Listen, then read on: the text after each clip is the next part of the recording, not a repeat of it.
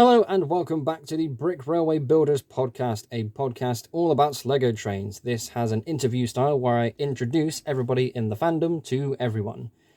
Joining me for this episode is Al, the Lego Creationist. Hello Al, how are you doing? I'm doing all right, Luke. How are you? I am doing pretty good. I've had a pretty busy day as well, but I've been looking forward to this because it's another podcast. These are always very exciting. So, please introduce yourself. All right. Hi, my name's the Lego Creationist on YouTube. You can just call me Al here. And I've been making train models since around 2018. I'm mostly a digital model builder now, it turns out. It's a lot easier to build online when you don't have to worry about price. Yeah, I've been seeing a lot of people go from like having a sort of I don't know, it's a thing on Bricklink. I can't remember what it's called, but it's like a shopping list of sorts where they have a couple of stores and a couple of baskets where they have all the parts they do need for their current project. But they've been going from having that to kind of abandoning it and just building digitally. So it's been working for a lot of people, but it's also given those people a lot of ideas, which only makes things more expensive. And I'm one of those people that still refuses to build digitally. I just don't have that patience. So for people that do build digitally, that's, fair enough. So what can you tell us about your current Lego train collection?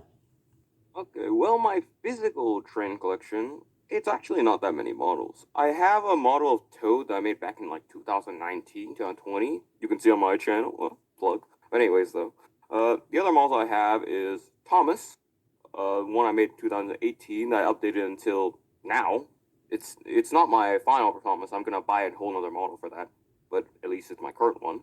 A Gordon model, which I've had since 2020, which I have fully finished now. The only thing I have left to do is just buy a numbers for it and line out its cab.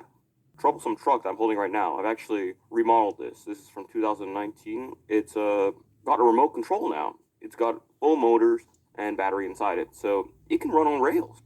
It's pretty cool. Annie and Clarabelle, I made them both back in like 2021, I believe. They came in a bit late. I was planning to get them in 2020, but 2021, Lego shipping can be kind of meh.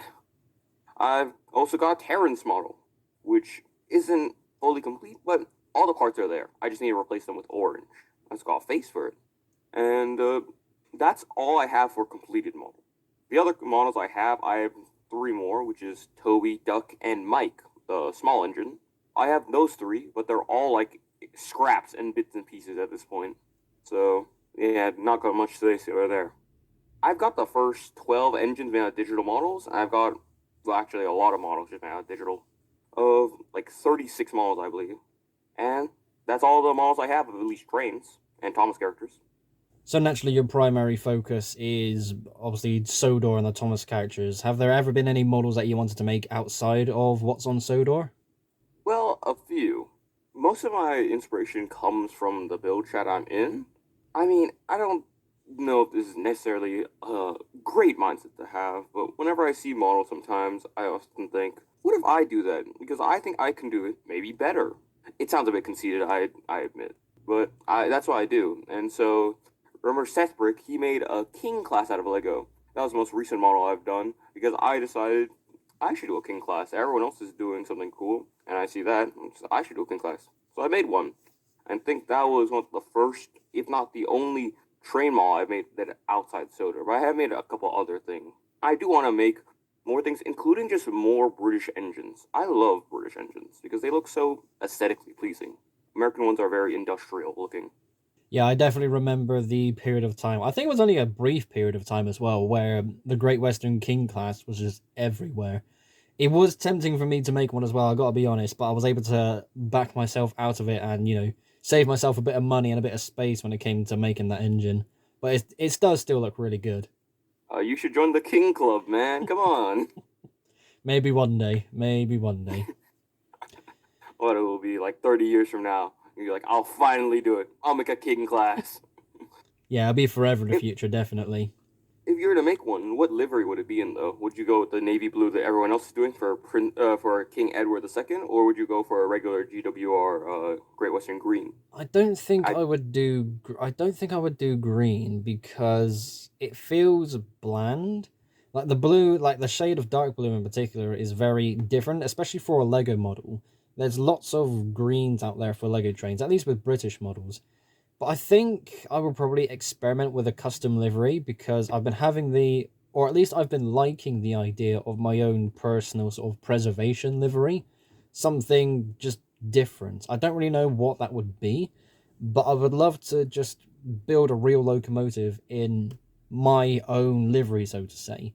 Again, I think that's something I would have to try and figure out in the future, but I don't know. It'll be interesting. I think having to decide on making the locomotive in the first place would be the first step. But yeah, I think it's, in terms of actual color bricks to use, it'll be mainly because of what bricks I have to hand. I don't want to do it in black because whilst that's going to be the most common color for train parts, it will look really boring. Red is the kind of next one, and I've made a lot of models in red, but I'm kind of sick of red. I mean, there's only one Great Western engine that's ever appeared in red, but that's besides the point. I mean, I Hmm. would like to try other colors too. Maybe just a different shade of green. I don't know. But it's just a matter of if I build this, I want it to have something unique. And even if it's just like the way I do the lining or something, I don't know. Maybe that's just what it'll have to be. But yeah, it's just not something I've really thought about. So if it does happen, it's going to be much further down the line. I mean, if you want something a bit outlandish, you could always go for the purple that they put on that Britannia class, didn't they? The Queen's Yes, Jubilee. the 70th Jubilee livery, which is very cool. I don't want to mess around with colors like light blue and purple because when it came to making Britling corders, I stuck to colors that I know that there are loads of parts available for. So again, something like light blue, something like purple, like I mentioned on Andrew's podcast episode, I don't really want to mess with them because I don't know what's there, ready straight away. So it would be cool to use a funky color like that, but I'll have to familiarize myself first before I can make the step. I think in that case I would have to do digital building, but I can't do Oh, the digital horror. building. Yeah, the horrors, I know. Digital building is quite convenient. Just saying. It is, yeah, but I feel like if I know how I want to make a model, I'll just go and make it straight away. Even if I don't have the parts, I could probably make a Bricklink order and go from there. There's definitely been a lot of models I've made recently where I've tried to not make Britling cord. Like when I scrapped the near dozen or so engines, I got so many parts back and it was amazing. I haven't made a Britling quarter in, well, technically I made one a few days ago, but before that, I haven't made one in about 5, 6 weeks, which is due to reasons regarding postage here in the UK. But it was also enough for me to kind of just, I don't need to make the order, so let's just not make the order. And if we're going to make a model, let's see what we've got and just go through our stock. So that was it, that was its whole thing. And it's definitely helped in prioritizing what models I can and can't and should and shouldn't build. So yeah, it's kind of, got a couple of things going on for it. I mean, yeah, that's a fair and resource efficient way of doing things. I do that too with some of my models. If I'm ever interested in bring them to life, then yeah, I'll scrounge around for parts. I spent like 2 weeks just organizing what I had because I don't really buy Lego, to be honest. I have some from my childhood, but that's mostly it. Which is why I turned to digital building because a lot of the builds I do there, a lot of them require brackets or things with snot techniques, and I just don't have them physically, which is why I can't even attempt them in real life. I'd probably do something like you did if I had the different parts I that would be required, but I just don't. I literally just don't. Something I'm just holding together just by Technic pins instead of brackets. And so that's why I do digital building at least. But I mean, it makes sense that if you got the parts, might as well just use them in person. So what is your favorite model that you have built so far? Ooh, that's a difficult question to ask, Luke. Doesn't have to be a physical, physical and digital. Which one would you say is your favorite, or at least your best build so far? Okay, well, if we're doing one from each category, I'll say that physical, I'd say Thomas is my favorite just because of the history behind it. But if you'd say best build, I think it's Gordon just because he's more complex and he just looks overall more impressive. He's just such a big model. That's what I'll probably say for my physical models. I'd have to probably go with Gordon just because like impressiveness. Digital models though, I've got so many. These are all of my digital models. Yeah, that's At least Thomas definitely a Wise. lot. Yeah. At least Thomas Wise, these are all my digital models. And so if we had to go with favorites from here, I mean, it would probably have to be Spencer because I think he just looks the most unique out of the ones that I've built so far. And I just like his design. It's not perfect, but I like his design well enough. However, if we are going for all models, then it's easily, I'll say, this one's an easy choice. It's easily my GWR King because I think he looks quite nice overall. This is what this GWR King looks like. I put a lot of detail and hard work into it. I think it's probably one of the nicest models I have. Yeah, that's definitely a lovely looking model there.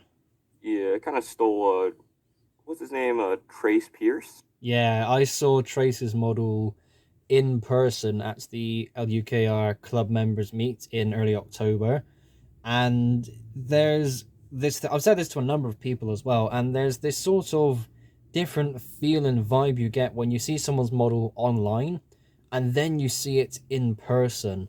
Seeing it in person, it was much longer and chunkier and bigger than I thought it initially was when I saw it online. But yeah, Trace's model is absolutely amazing, and I definitely see how he's been able to achieve some of the details. And it's very, well, not to say samey or anything negative wise when it comes to other people's models, but of course, when it's the same shape, you get an understanding when you look at how Trace did his, for example, and you go, oh, I see how he did this, I see how he did this, and you apply that to your model. So it's very, like, around the sort of cylinder area, for example, using a small, I don't know the names of bricks, but there's a sort of long grey piece that's tucked in underneath the running board and how that connects to another grey piece connected to the cylinder. Just something like that is just Yeah. really cool.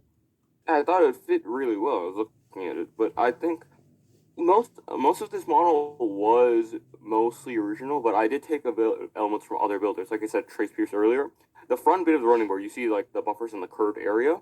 Yeah. I really didn't know how to approach that when I first built it, and so I was looking around, search up what is this Lego online GBR King. So you just search for like any result, and so I found sets, of course. I was just like, I kind of don't want to do what Seth did. And I found traces, and I'm like, this is gorgeous, this is phenomenal. And so I scrounged around on this Flickr until I found an image where he just posted just the front running board alone. And so yeah, I just reverse engineered it. And so I modded it here and there to make it fit a bit more, but it's mostly the same. And so I put it on mine. He's got like 3 or 4 pictures that show how he made that curve section at the front sort of dipped bit of the running board. I would never figure that out. I don't know. I think I've still got the model where actually this is applied to. I can't remember which one it actually is. Actually, I think it was for a now scrapped model, but it's the fact that you look at something on another person's model, it's something you want to replicate, but you don't know how to go about doing it, and then they show the process of how to make that online. It's like, yes, it's one of the coolest feelings ever. It is, it is. Just when you're able to just see it and you're like, that's how it's done.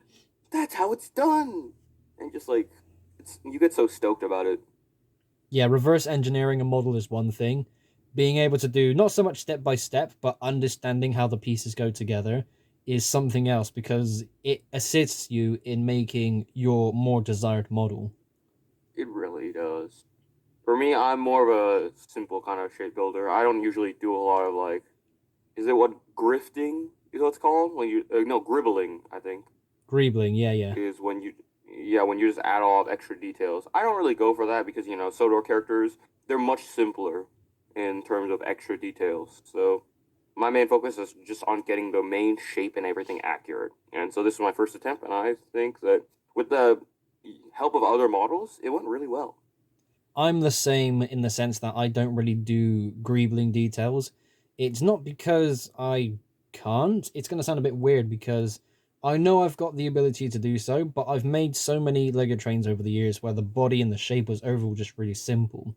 The boiler would be smooth, there's no sort of extra greebling details anywhere. And again, having built all the Sodor characters, those shapes, again, when you look at the original 5, the boilers are smooth. They've got one handrail. There's nothing really else. There's no complexion in those models. And I think having seen them more than any other models that I've made, or just any other trains in general, I suppose, for me at least, it's definitely that sense of I should get used to adding more greebling because it does make what is ultimately a much better model, but It's the fact that I have the models that I have now. I could definitely go back and alter them, but there's this sort of element. Well, I suppose this wall in the sense that I'm gonna have to take apart this section to get to this section. I'm gonna have to break up this section if I don't remember how to put it back together. If it needs new parts, if it means this, that, and the it feels a bit intimidating. Basically, I would love to try and update past models. I think all the models I've got now are definitely my better models. Again, when I scrapped the near dozen models about a month or two ago, they were way simpler. It's weird because my streamlined coronation has the most greebling and the most detail on any Lego train I've ever done. And even then, it really doesn't have that much going for it. It's streamlined, so that's one thing, but the lining kind of makes up for the visual wowness of it. There's some extra details going on at the front of the locomotive. I've been able to use lining tape to accomplish a couple of details on the side. It's, again, there's a couple of cheats, so to say, going on with that particular model, but it's still a sense of how would I actually add this? If I use these pieces to get this look, is it actually going to work? And it kind of does work, it does ultimately, it does accomplish that final design. And when you look at the models made by a former podcast guest, Lego Railway Series, whose models are the most complex I've ever seen. When you think about some, there's some parts and some methods he uses to get some of the details. There's a couple of exposed studs, a couple of mismatched colors, and it's the sense of, for me personally, I hate the fact that there's an exposed stud there, that these two colors aren't matching when this small piece that ultimately helps accomplish this detail look is a different color. But look at the end result. I mean, who cares about those tiny nitpick things? Just get on and do it because it would look amazing. Yeah, I know what you mean. I mean, some of his, like, I've seen his models. Since he arrived in the Thomas Talk chat, Gibbs's models have always been phenomenal, even in the prototype stages. And I get what you mean when you see, like, the exposed stud, it just looks ugly in, like, your mind. But then when you see it all come together, it looks perfect. I don't know how he's able to just build like that. He's kind of just become a master of just building. I guess he's just had more experience building other things because I've noticed that, for at least for me, that since I've only built train mostly related things, that I struggle a bit more with other shapes. I can't do as well with other shapes around, but I bet if you went in other fields of building, if I started in other fields of building, like let's say cars, let's say transformers, let's say building, I probably would have a better understanding of how bricks go together. And Gibbs isn't. I guess he is a good Thomas builder, but you've heard him talk before in the server that he says that Transformers is what he also really loves. And he probably builds a lot of those on his spare time too. Just doesn't show here because it's not trained. Yeah. I think it's more just when you have experienced builders overall, then it's just how they build. And so his thing is just extra greebling all over. And it looks really nice, let's admit. Can't deny. Yeah, it really does. And I think what you said there is actually really good in the terms of his build style. So I kind of have my own build style. Again, I've been used to making trains with a sort of simple look, again, mainly because of the Sodal characters, but it's also because I am not that patient when it comes to building. When I have the idea to make another model, I thought, okay, I know I've got the parts, I know I want to make this, and let's just get on with it here now, let's go. And I don't spend, well, not to say I don't spend that much time making it. If I make it in a day, that's cool. I mean, fair enough. Especially if it's just like Bill and Ben, for example. They're both tank engines. I figured them out in about a day or two. Well, at least one of them took a day because, again, small tank engine. There's definitely been times where I will make like a tender engine, just something a bit bigger, and I'll get the basic shapes done in about 2 or 3 days, but I haven't spent any longer to kind of look at the model and think, okay, some of the greebling details that make it a bit more realistic, how can I add these pieces to here, do this to make this detail look more realistic? I've never stopped to think about that. And that's one of the points that kind of, not, again, trying to pick the right words here is a bit tricky, but it's a sense of, I know why I believe personally that my models are a bit lower down, again, for lack of a better word, compared to other people, because I look at other people's models and go, I know I can do that, so why haven't I? And the answer is because I've just rushed through the model. I just couldn't be bothered to wait a couple of minutes to figure out a slightly more complex method to get an extra detail in, which would ultimately pay off. So it's weird for me because, again, I am not the most patient person ever, and it does ultimately show in some of the models. I am getting better slowly but surely, but it's the kind of accepting of other methods to accomplish certain details that make you go, okay, it's actually worth doing it this way. I'm guessing that when you're building, mostly you just focus on what you're doing. You don't look for too many other references. Well, other than like real ones, but I'm talking about like Lego Builder references. That's true too, because let's say I'm building the LNER P2. I remember when I had that on the to build list, I was going through that, and this was particularly when I was overhauling it to be 8 studs wide. And I looked at the real locomotive, like pictures on Google Images of the actual locomotive, to see how is this piece done, to make sure I'm making it as realistic as I can with the bricks I've got. I never really look at other people's models as I'm making it. I'll see other people's models that will inspire me to want to make the build or to change my model to make it more up to date. But I'll never actively look at other people's models whilst I'm building mine because I feel like I'll get too distracted. There was definitely a time where British Bricks has a certain design method for his LNER style tenders.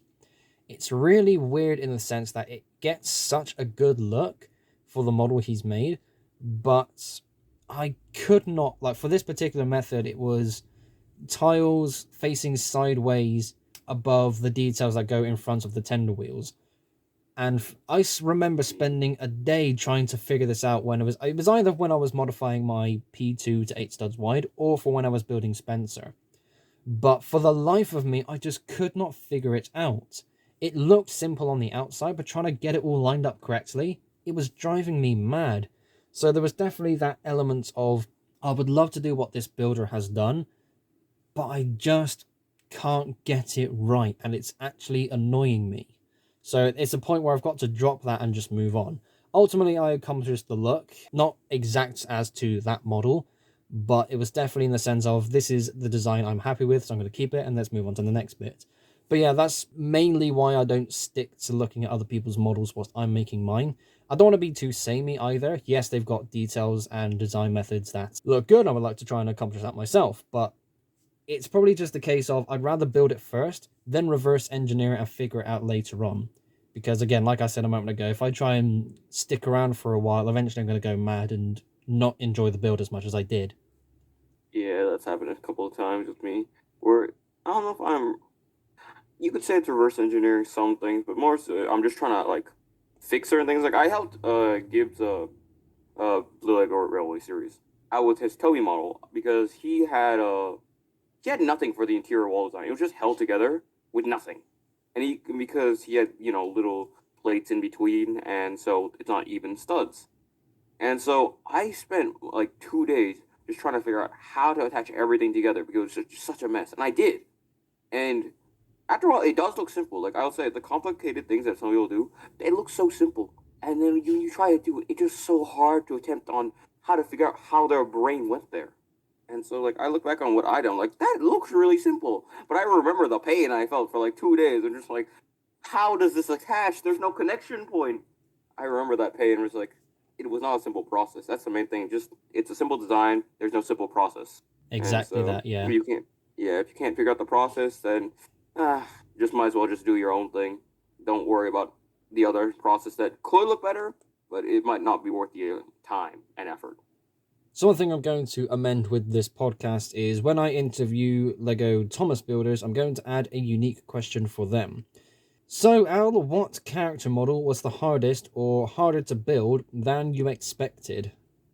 Hmm. Well, that's going to be a tricky question I right there. wouldn't be surprised I've if got Spencer was on the list. yeah, I already thought about that. But that's not the only tricky model I had with. The other tricky models I had to deal with were Diesel, Duck, and Donald Douglas. Those three were also really hard. Were also like surprisingly more difficult to build. The reason being is that Donald Douglas, they use a different kind of boiler. You see in the show that Donald Douglas's boiler is bigger than their face, and so I'd assume their face is 4 foot wide because how I do things is that faces for the standard gauge models are usually only two shapes, with Emily being the exception, with them either being 4 studs wide or that 5.6 studs with Gordon, Henry, and all the bigger engines that kind of size. Dawn and Douglas have a 4 stud face, but their boiler wraps around it. And so I was trying to figure out how to do that because I definitely know it's not Gordon, Henry boiler size because that's stupid. You put on a boiler that big, then it just looks ridiculous. But I didn't know what to do at first, and so I had to first learn how to use cheese slopes. And so I did it on my own first. I didn't look for like any tutorials. Now I know that like not Liam Biggs, like Wes Turngray, he has very good just showcases of all different techniques he does. One of them was a snot technique. I didn't see that at the time, so I just had to do a really botched version of a snot on my own, which now I know is really simple. I was just really dumb back then. I showed it once or back in the server. Just like this looks kind of bad, and so I had to learn how to do kind of like a half-assed boiler that's 5 foot wide. You can see that I use macaroni tiles now. If you look closely at my Don Douglas model, I'll send a photo later. But I had to use like a half-assed model version of that. But so that was the mostly difficult part of it. Also the tender. I don't know why it's tenders, but actually I do know why. Tenders are just like you build the main engine, and that's really all you need to satisfy your craving. The tender at the point is just like an annoying part that you know is it's like it's so boring and bland, but it's so important to finish the character, and that's the most annoying part is because you can't skip it, and it's so bland. Like, do you like building tenders, Luke? Well, amazingly, yeah, because there was a period of time a few years ago where making a tender engine, I would kind of get to this point where the tender was just not so much a chore, but I was just bad at them, so I didn't like making tender engines. And then I think it was mainly because of the Thomas characters after building the first main set of characters. I think from Donald and Douglas onwards, any tender characters since then, or the tender itself, I thought, yeah, this is actually an easy thing to get. It doesn't quite look right in one angle. Putting it together when you have the whole thing there and you put that model next to other models and you see the bigger picture, it's like, yeah, that's a good tender build. And there's definitely been times where I've made tenders for. I'm just trying to think back at other models I've made.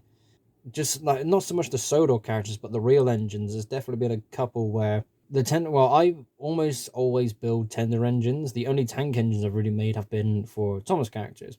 But just thinking back to the Coronation Scots again, that's a nice big streamlined tender. The Giants, of course, playing with the tenders for them was really fun. The LNWR precedents that I made, the 240s of late 1800, like 1890 style build, that has a very cool tender design.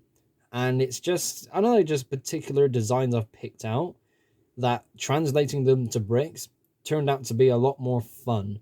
And it was especially so when I get to add lining and all these extra details to them to kind of make it go from brick built model to proper locomotive tender. So I've definitely learned to love making tender engines. And yeah, it's definitely become a more fun process. I don't know. For me, maybe it's just because I just haven't had your experiences with tenders, but I like tender engines. Tender engines are cool. It's just the tenders are just like that finishing touch you need to see, and like you can see that Flying Scotsman, Spencer, and City of Churro, none of them have tenders. I don't know. I just can't stand it. At times it's just so boring to me.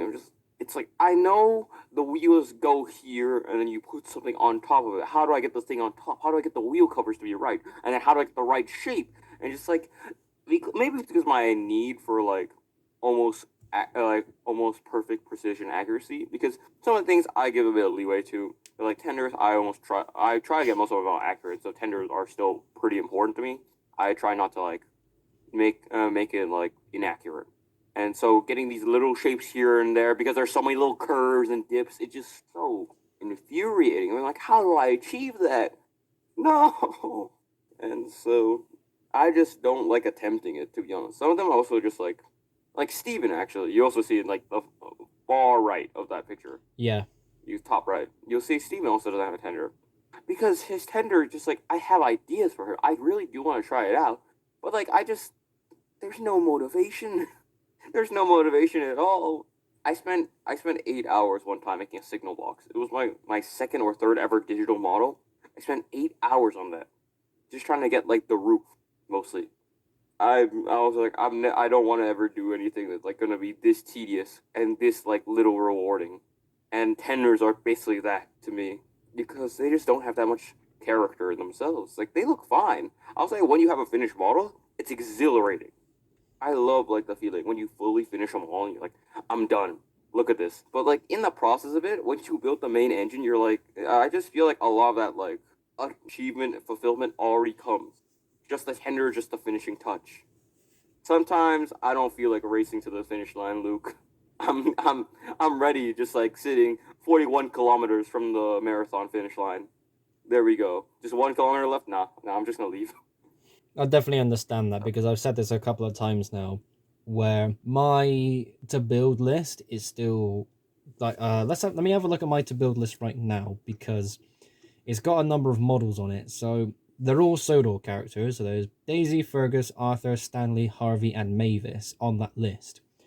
I Oh do my lord. believe I have all the parts necessary to make that model or to make these models.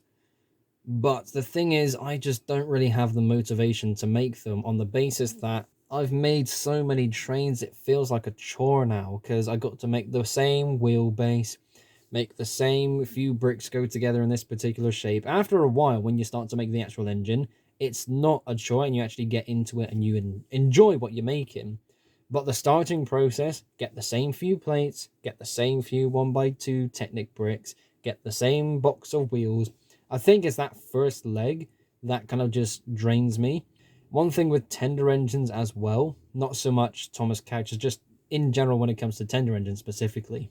I've done what I can to make a model that has a tender design that I haven't already done. The only two models that I have that use the same or at least a very similar tender is my LNERP2 and my model of Spencer because the tenders are basically the same anyways. With all the other ones I've made, again, Stevenson's Rocket, it's a tiny tender that's really fun to build. Having mentioned the LNWR earlier, the LNWR President class earlier, that tender is a very fun one to make. The Streamline tender for the Coronation, again, a very different size and shape. It was very fun to build that. All the other models I've got, they've all got unique shapes to them. So there was definitely that element of, get the basic bit done.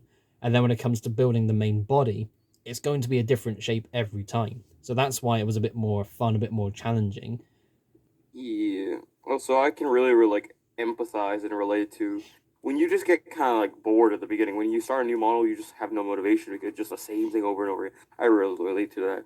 And that's why I haven't built many new models recently. It's just chore to put everything together because it's like I know how this all goes. It's all the same because it is all the same. All chassis start out basically the same. You just put all you put the bricks with holes in them first. Then you put the axles and then you put the wheels and then you connect them all together. Then you build it up from there because it makes sense. Build up from the base. Yeah, It's you just so just got to boring. push through the chassis bit. Once you've done that, you're going to have a good time. It literally is that. Like the chassis bit takes, I don't know, 10 minutes, 10 15 minutes. Got to figure out the length, get the wheels. Once you got that bit sorted, just go from there and you're going to have a good time. It's really, Yeah, again, really daft for me to kind of say it like that, but it's just this feeling. It's not a unique feeling to me either. There's definitely a number of people out there who are going to understand where I'm coming from with this. But yeah, it's just something worth pointing out. yeah. I mean, the thing is that 10 minutes can feel like hours if you're really just struggling. But yeah, I'll bet that once you're past it, then most of the model comes in and you're just like, amazing, amazing. It's all coming together. Oh yeah, we have to answer. I have to probably answer the other parts I said on this, the other hard models, which I'll just briefly go through it. Diesel. The main thing is that my diesel model doesn't use stock standard small or medium wheels. He uses the in between that you can get from Brecklin bricks. I use the medium small because it turns out most of the Thomas characters have odd wheel sizes. Like Diesel, he has medium small wheels. Thomas, technically, a more accurate one would have medium large wheels. Very few of them just use stock standard sizes of small, medium, large, extra large, and that's kind of infuriating because it means that maybe I should go back and revamp all my models, which is really annoying. But before I found the medium small wheels, Diesel was extremely infuriating. I used small wheels on him, and they looked really bad. And then I tried scaling everything down for him, and it still looked even worse. And now he looked like he was narrow gauge, and I was like, no, oh no. And then so I don't remember who shared it online, but someone shared the medium small wheels online, and he was still tricky to come here and there. Certain aspects I didn't like, but most of it came together really nicely. I'll say he's probably one of my better looking models. That was the one that I had more trouble with just because of me not knowing certain things existed. But other than that, it's mostly just Spencer, Donald Douglas, and Diesel. And a bit of Duck, but we can talk about it another time if we ever want to. And so, yeah, those were probably the harder than expected to the hardest to build models. Spencer always automatically being the hardest because, A4s are like that. Yeah, and interesting how you say that. Just to get this out of the way quickly, not to spend so much more time on this, but it's interesting how you say Duck was one of the more difficult ones. Duck, when I was building him, wasn't too difficult, but he's definitely one of my like top five or top three Lego Thomas models that I've built. I just love how he came together. He's one of those models where I hold it in my hand and just turn it around just to admire the model. It's definitely one of my favorites. I would love to rebuild not so much Duck, but the Great Western Pannier, because my model of Duck is 7 studs wide. I would love to try another version where it's 8 studs wide. I reckon it could look quite good, but that's a project for another day. But yeah, my model of Duck is just beautiful. I love it so much. I was in school and I saw it. I was like, because I've never made a 7 stud wide duck, and I remember Gibbs having so much like trouble making a 7 stud wide duck. He like gave up on it. I'm pretty sure. But I saw yours. I'm like, he did it. Look at that. I was genuinely surprised. It looks nice. I will say your duck model does look nice. But also, you're going thinking on 8 wide pannier tanks. Just saying that they're a lot easier to build than 7 wide. I'm going to assume, at least for me, the pannier tank width really helps a lot when you have 8 because you can get really nice big tanks while still maintaining a good sizable boiler, and it's 4 studs wide. Because without that, then it looks a bit squished up. I will say the one thing I didn't prefer too much about your duck is that it looks kind of too thin, like he's gone on a diet. And Duck's a bit more chunky in his model, so that's the one thing I will say that you probably might as well just try out 8 wide because it'll look maybe a bit more proportional. I And think the that, reason why that's the case is because I modified my Duck model to have, well, originally it was built to have medium sized drivers, but it was modified to have standard large size, which looks much better.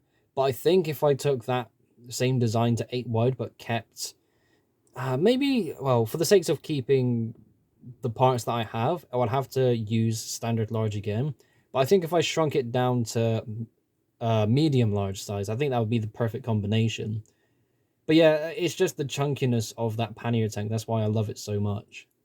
So this is one I am very excited to ask because, as always, this question will get a different answer every single time.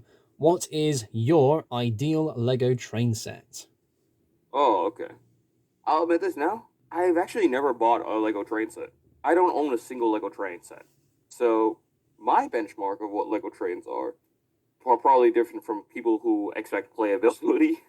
But personally, I would probably just have a motorized engine. Hopefully, it would be a good connection point. You probably just motorize the tender. Have maybe a small steam engine, like let's say a 4F, something that kind of size, where it's not too big. It won't take up too many parts, and it won't be too expensive. I'd say the perfect set. Probably, I want it to be under $100. So if you just have an engine and some track, then that'd probably be like I don't know, like $70, $80. I'd say, and that's okay. If you want a bigger, more deluxe kind of train set, I'd say probably a small consist of let's say a coach, a truck, and a little like wagon where you can put like minifigures in. And so something like that with maybe a tank engine this time. If you want the oh actually no yeah a tank engine because then you could have a little station and extra toys. Let's say a little unloading crane for the truck and maybe a small car. And I'd say that's probably a good train set because for me it creates a lot of different potential for what a kid would want for storage. You could say something happens with a train, you could say something happens with a car, something happens with a crane. Just a lot of different things that a lot of different elements that you have. I'd say the biggest thing on a set for me is the different elements that you can put into it. Not something that you can't put on display just for display. I think putting on display is a nice thing to have, but if you also are able to mess around with it, put different things in it, have a bit of playability, that's also a great part of what makes a set good to me. And so my perfect train set would probably just be something with, I don't know, actual interesting train for once. My train sets I don't have any train sets. That's probably why this answer, I don't know. How is it compared to anyone else's? Does it sound similar or is it a bit different? Well, it's kind of similar in the sense that there's this common desire of let's just have a small-ish size locomotive just on its own, like something no bigger than the crocodile locomotive. Like just that on its own as a set would be cool. Because when the crocodile locomotive came out, it was a shock to pretty much everyone, and it was really cool. It was popular, it was desirable, and there were a lot of people in the Lego train hobby who were very happy with it. One thing I've been doing, as I think about this question, one thing I've been doing more so is comparing them to toy trains. Think about what's packaged in a toy train set. Think about what actually comes in it. Like, how would, if you would buy, I'm just trying to think of something that would actually work. I think the Tomy Trackmaster like play rail will be a good example, because I was thinking about that recently as well. Just having a small set where you get maybe not so much a full loop, but enough tracks that make up like a third of a decent sized loop. You get a small chunk of bricks to make a small tunnel or a small platform. You get a locomotive and maybe one wagon as well. That would be one set. And then you could get other sets where it would be along the lines of the Santa Fe coaches, where you have like it's similar to like a Creator 3-in-1, but again more along the lines of the Santa Fe coaches, where you have the pieces to make two or three different designs of coach, and that's all together there. But it's more so along the lines of, again, like I mentioned earlier, just having it set up and sold in the style of a toy train set. Because, Lego was a toy after all. And if you're going to market these train sets, trying to compete with model trains is going to be very difficult. And this is something I'm starting to come out of a little bit more and more as we go on. Because, so in the LUKR, there is this sort of every now and then conversation where a model train show is going on, and one of the Lego train layouts will be able to be displayed in that show. And there are people who are into model trains who look at the Lego trains, don't understand or recognize straight away that it's Lego, and they will either go, oh, it's Lego, and they just ignore it, or they go, oh, it's Lego, and they kind of get a bit more fascinated about it. So trying to target model train fans is one hell of a challenge. But if you just treat it as a toy, because again, Lego is a toy, we can do whatever we want to the sets after we get them. The whole point of Lego is to build anything. Have you seen the Lego train mock scene? People can make some incredible things. So if you give us a simple enough set, where again, like I mentioned earlier, something along the lines of 5, 6, 7 track pieces, maybe one of them would have a switch piece. There's, again, one set would have a small diesel, a truck, and a tunnel. Another set would have a small station. Like, not station in the sense that you would see in the Lego City train sets, where it's this pitiful excuse of a platform. I mean a proper It's build. just like one big plate. Yeah, with, like, just two one bricks big under plate, it. too many figures, and that's supposed to be a station. I mean something that would take up maybe 100 bricks, maybe 200 bricks even, to make something, but not so much full station size, but, just a platform. Some fences on the back, a sign, a small locomotive again, and a coach this time for it to be more thematic. And it's enough where if you bought all of these sets, like 4 or 5 different sets that have their own settings, you have all these sets and these locomotives and these wagons to be able to play with them. Or you can use these as a starting ground to turn them into something else. Even then, they could just be parts kits for your own creations and your own layouts. But I think the reason why I'm leaning more towards this is because there will be more general acceptance, at least in my mind, of people who will look at these and recognize them as more toy trains, or at least on the level of toy trains, more so than them trying to be on the level of model trains. That's where these sets could sell better. And just trying to think back to how I've answered this question previously on the podcast, I don't think I've really gone as far as to say this before, but as I also mentioned a moment ago, it's something that I'm starting to like the sound of more and more because, at least to me, this makes more sense.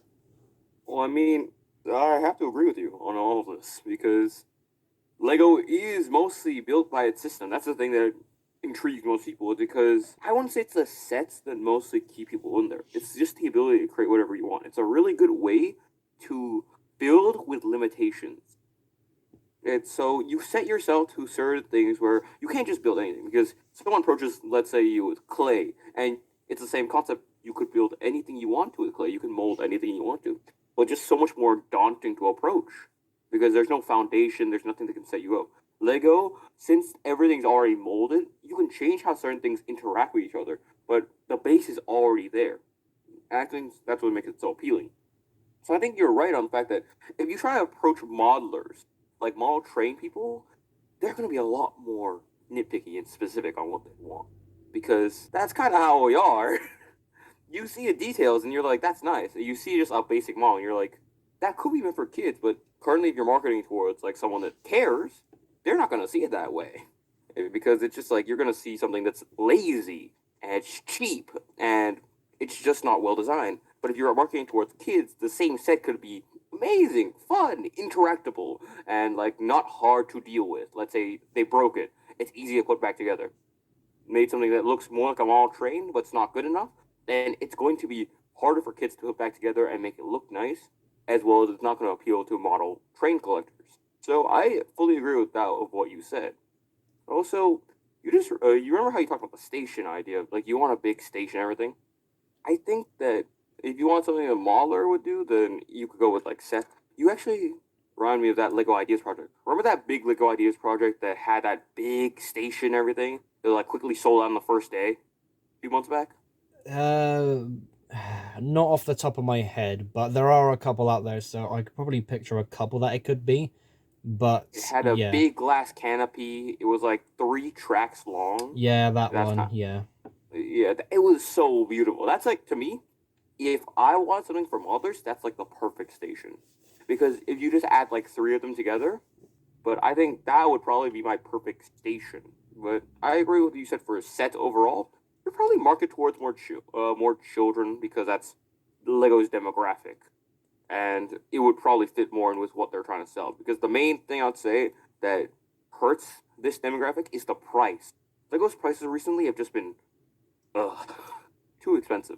It's really funny you say that because I was actually talking to someone earlier today where Lego recently brought down the price of their foosball table. I think it was originally £250, but they brought it down to 175 because it's basically them realizing, yeah, okay, maybe it's a bit too expensive. But yeah, the Lego system is a really funky and cool and fun system. But Lego is one of the few things that will never go down in value.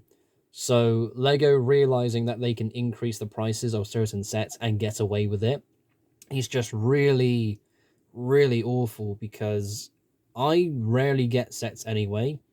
But if there was ever a period of time in the future where we do get Lego train sets that people actually want, but they're going to charge stupid money for it, then they've hyped all of this up for something that is going to be really difficult to acquire at this end point. Here it is on shelves, but it's probably going to cost £20 more than it should do.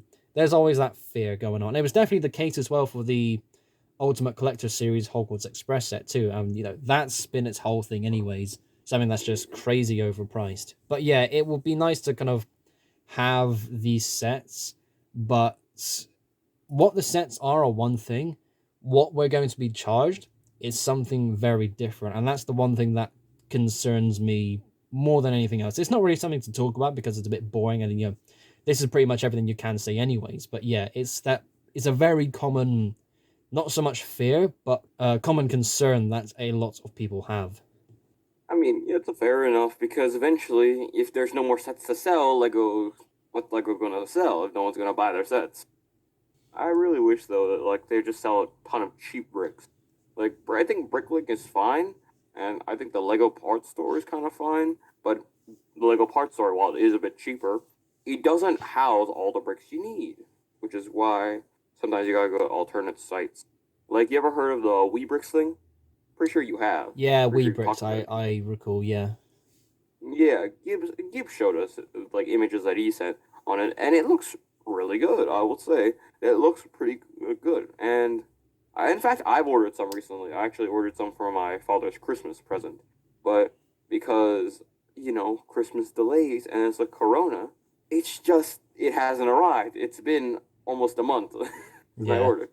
Yeah, and it hasn't arrived. But to be fair, that's with almost all my orders. Last time I ordered on Big Ben Bricks, it took like 2 months. Last time I ordered on the Lego site, it took 5. Every time I order, something gets delayed, and I don't know how. This is part in why I don't or haven't done a Bricklink order in forever, because the Royal Mail service here in the UK has been very complex for the past well, for the past 2 and a bit months, really. But yeah, it's just good to not really buy anything online anymore, because it is ultimately going to do yourself a favor, because postage is going to take a while anyways, but you will save yourself a bit of money too. Do you have a favorite or standout Lego train builder that you are following online?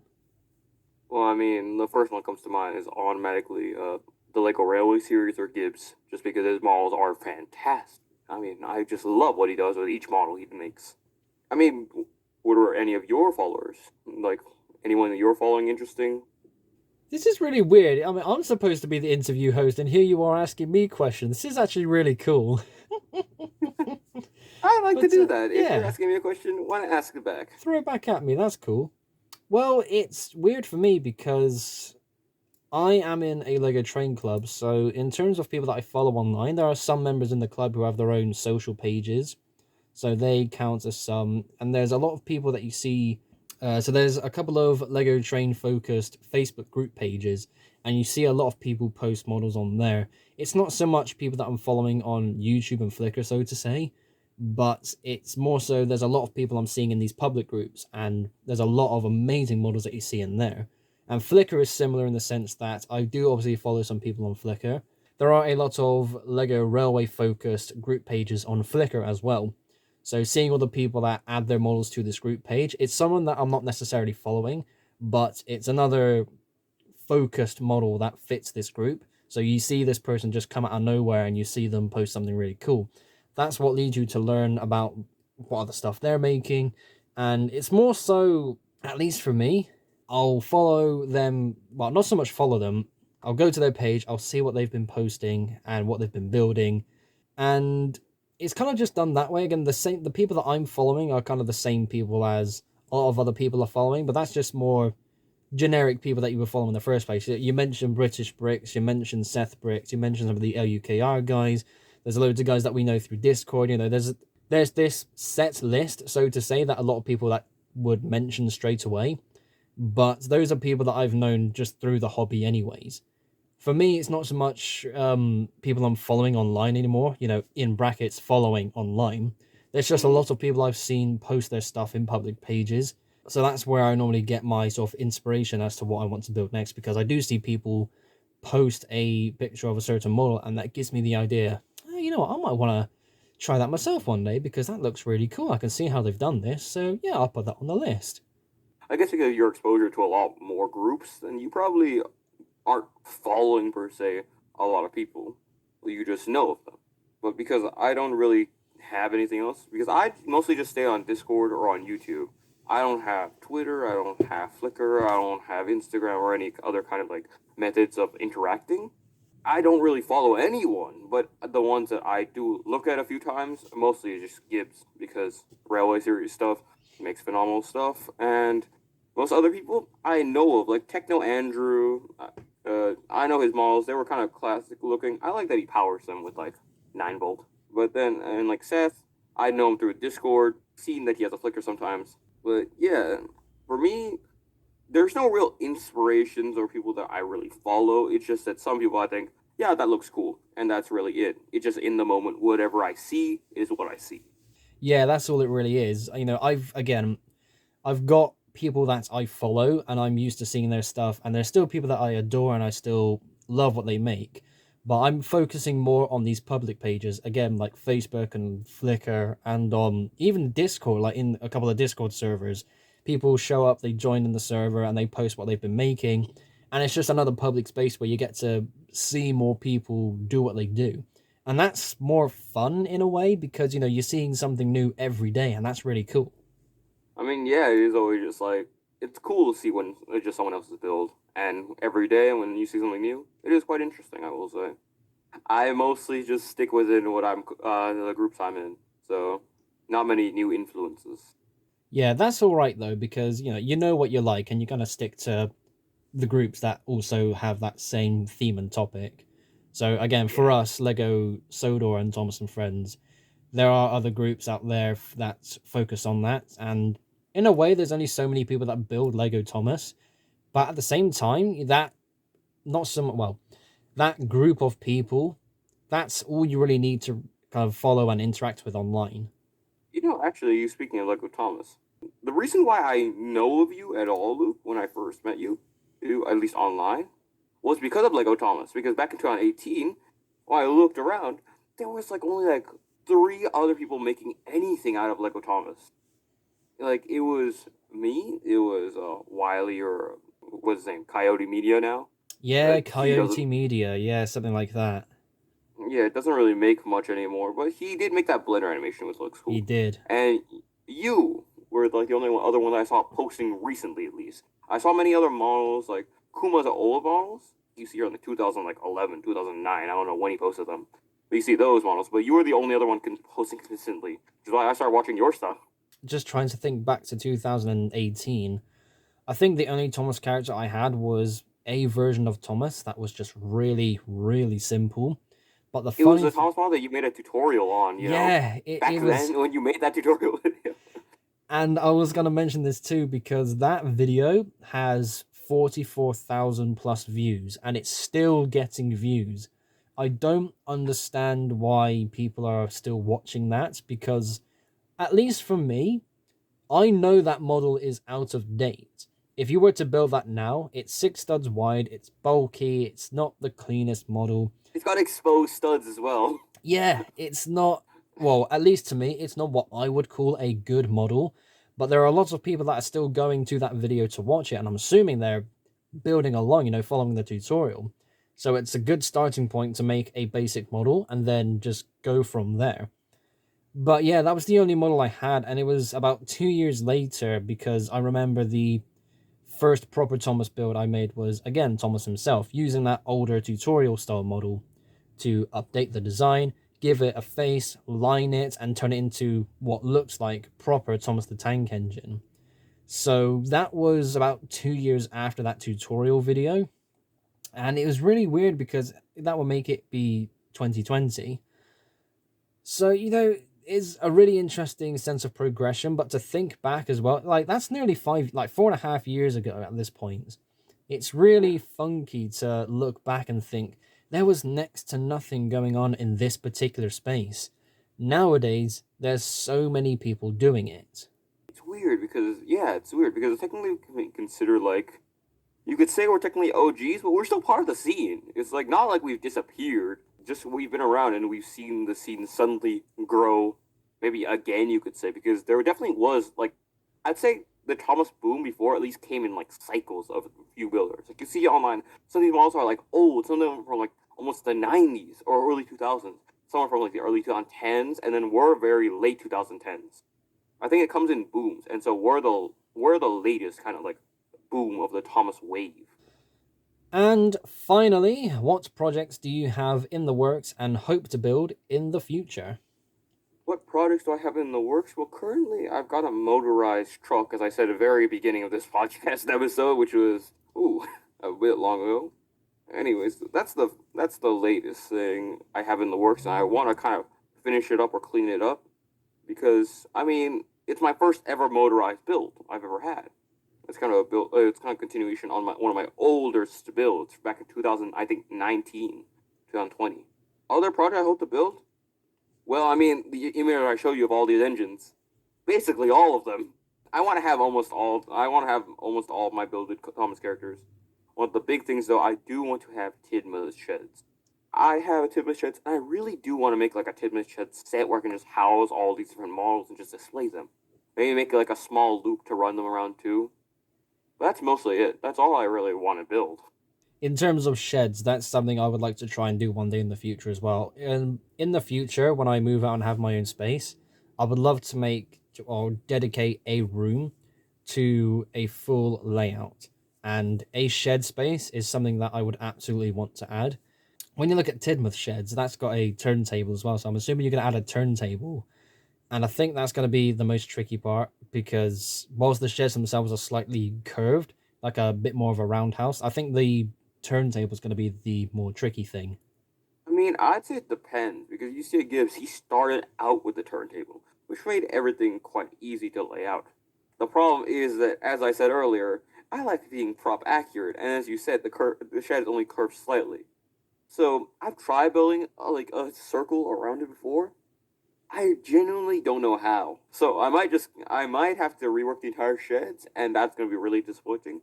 Or I might just not have actual turntable. But yeah, I'd say hidden the sheds. If you want to make one, Luke, I'd recommend starting with a turntable first. It's the most sensible thing to do. That's what Gibbs did, and that's the sensible thing to do. If you want to make it accurate, like I did, then sure, go with the sheds. You go buck wild, but it's not fun to deal with. I'll say, working on it now, it's not fun to deal with. You with you saying the room? Oh, you want for just trains? Do you know Diesel D199, Tommy content creator back in the day? I'm afraid I'm not familiar with the name, no. Well, he basically had a room just dedicated to Thomas. If you're saying like future projects in the works, you just remind me. I do want something like that as well, because that was one of my favorite channels growing up when I was younger, and so I would like something similar. And that will mark the end of the episode. Thank you so much, Al, for coming on. No problem. It was fun to be here, Luke. This was a very lengthy podcast as well. I'm looking forward to the editing process because it's been a while since we've had a proper long podcast. I'm curious if this one's going to reach the hour mark. I really hope it does. But we'll know when this goes up online. So all of the social media pages for Al are linked in the description. And we will BRB with more BRBs. Thank you all ever so much for listening, and I shall see you all in the next episode. Bye-bye. Bye.